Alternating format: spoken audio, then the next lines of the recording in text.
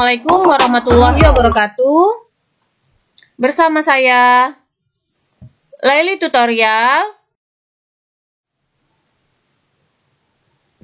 Pembahasan kali ini yaitu mengenai pengelolaan kartu utang. Pengertian utang.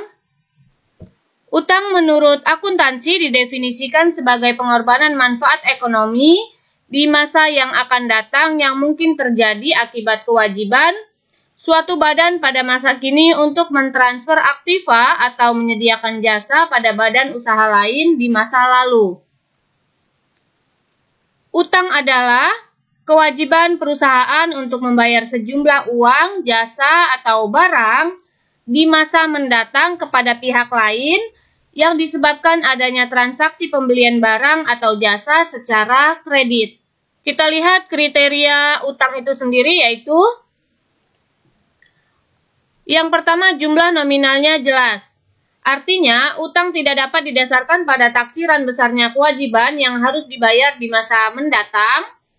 Lalu yang kedua, pihak penerimanya jelas.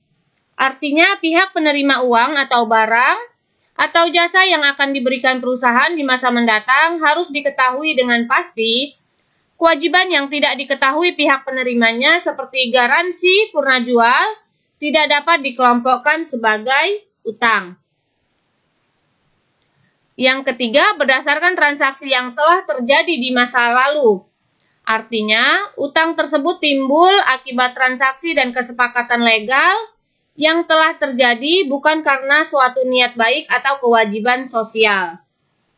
Ini merupakan kriteria dari utang.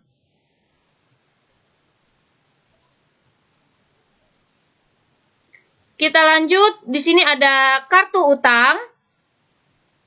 Kartu utang adalah salah satu sarana untuk mencatat adanya mutasi utang secara terperinci pada tiap-tiap kreditur.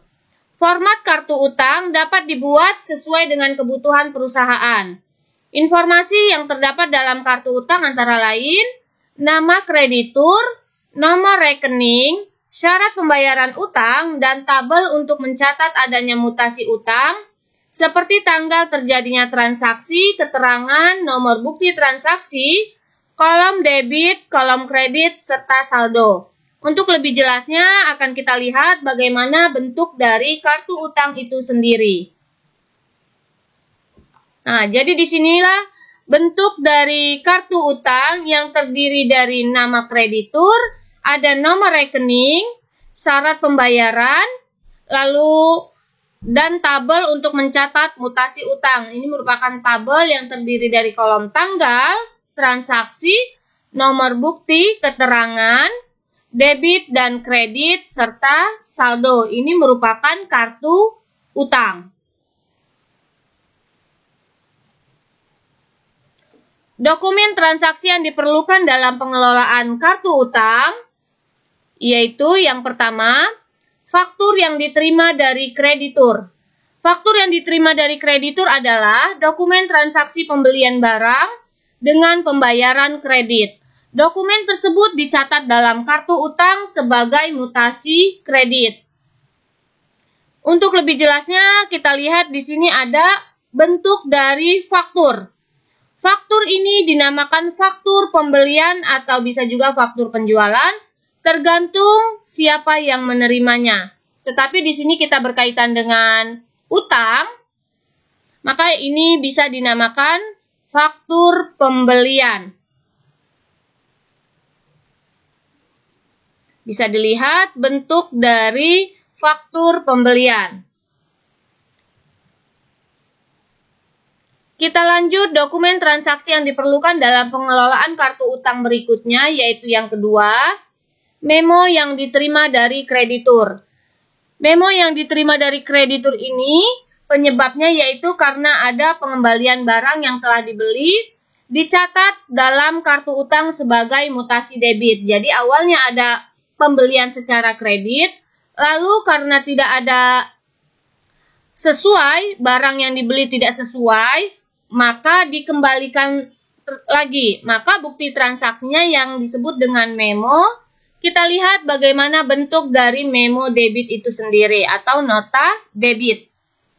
Jadi inilah merupakan contoh dari memo yang diterima dari kreditur. Ini merupakan nota debit atau retur pembelian.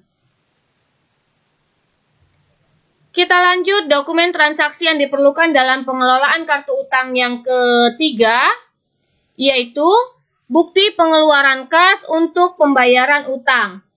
Bukti pengeluaran kas untuk pembayaran utang bisa berbentuk kwitansi yang ditandatangani kreditur atau tembusan bukti pengeluaran kas atau voucher yang digunakan sebagai pemberitahuan pembayaran kepada kreditur. Dokumen tersebut dicatat ke dalam kartu utang sebagai mutasi debit. Sini ada contoh bukti kas keluar. Bukti kas keluar ini untuk pembayaran pelunasan utang. Jadi di sini dicatat sebagai mutasi debit, yaitu utangnya menjadi berkurang. Kita lihat tugas bagian kartu utang.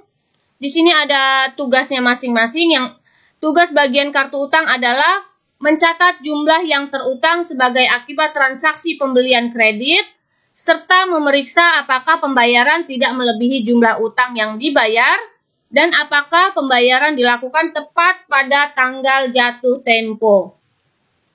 Pengelolaan kartu utang secara periodik harus dapat menghasilkan laporan posisi saldo utang dan laporan utang jatuh tempo. Laporan posisi utang adalah laporan yang harus dibuat tiap akhir periode akuntansi. Laporan tersebut memuat informasi saldo utang kepada tiap kreditur pada akhir periode.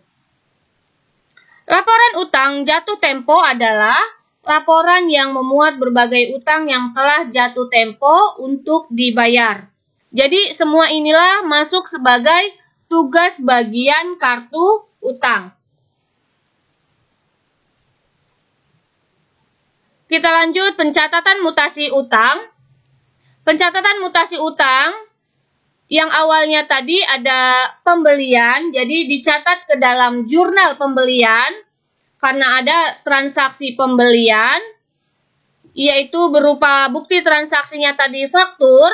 Faktur di sini akan dicatat ke dalam purchase journal atau jurnal pembelian. Jadi dokumen transaksinya faktur dicatat ke dalam purchase journal atau jurnal pembelian. Lalu berikutnya ada cash payment journal, yaitu digunakan untuk mencatat pembayaran utang. Jadi setiap kita membayar utang, dicatat ke dalam cash payment journal atau jurnal pengeluaran kas. Lalu berikutnya ada jurnal umum atau untuk mencatat retur pembelian.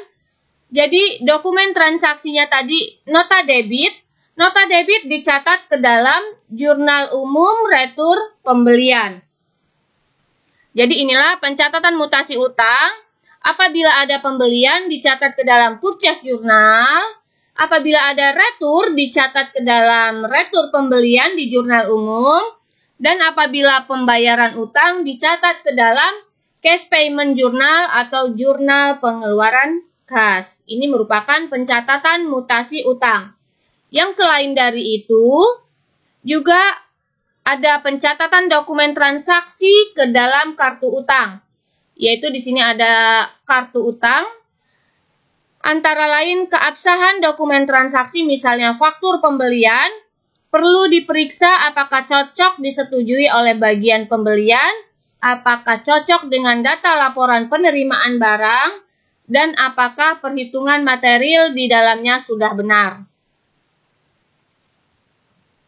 Lalu dokumen transaksi dicatat dalam kartu utang, kreditur yang tepat dengan jumlah rupiah yang benar. Yang ketiga, catatan dalam kartu utang menunjukkan data yang lengkap sehingga data yang diperlukan untuk penyusunan laporan utang mudah diidentifikasi. Jadi inilah pencatatan dokumen transaksi ke dalam kartu utang yang harus diperhatikan.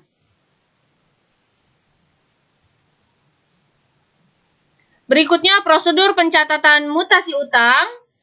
Prosedur pencatatan mutasi utang untuk setiap kreditur disediakan satu akun utang dalam buku besar.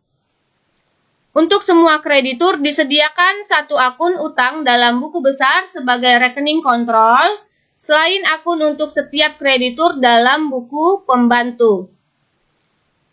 Mutasi utang dikelola dengan prosedur utang voucher. Ini merupakan prosedur pencatatan utang. Itulah tadi pembahasan kita mengenai prosedur utang. Semoga bermanfaat. Terima kasih. Wassalamualaikum warahmatullahi wabarakatuh.